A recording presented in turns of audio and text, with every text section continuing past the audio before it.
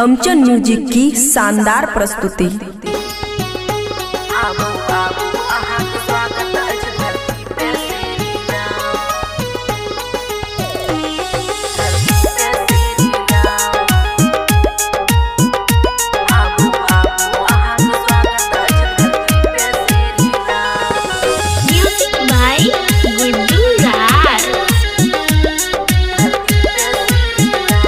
खुशी recording studio बलुआहा।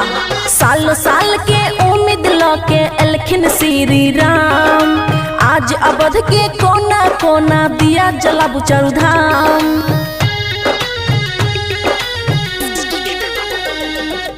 साल साल के उम्मीद लके एलखिन श्री राम, आज अवध के कोना कोना दिया जलाबू चारुधाम।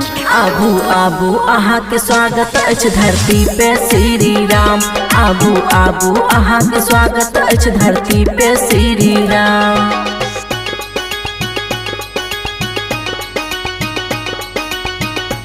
आबू आबू अहाँ के स्वागत अछि धरती पे श्री राम, धरती पे श्री राम।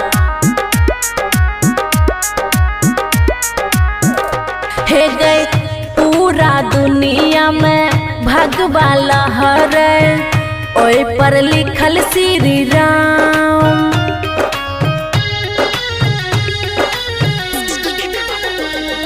हाँ आज खुशी से खुशी नहीं संभल, स्वर्ग से जेना लगो धाम।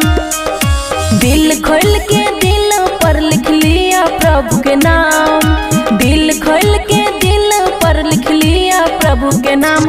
आबू आबू अहाँ के स्वागत अछि धरती पे श्री राम, आबू आबू अहाँ के स्वागत अछि धरती पे श्री राम।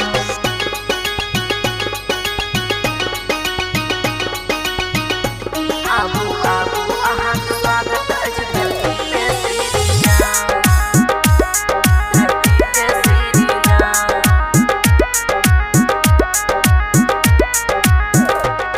हाँ चीर के छाती सबके देखैलक, कौन था उ बलवान।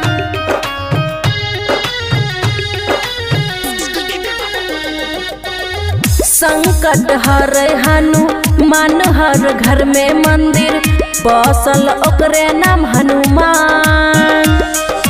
राइटर ओम प्रकाश नजरिया खुशी यादव चलू धाम, राइटर ओम प्रकाश नजरिया खुशी यादव चलू धाम। आबू आबू अहाँ के स्वागत अछि धरती पे श्री राम, आबू आबू अहाँ के स्वागत अछि धरती पे श्री राम।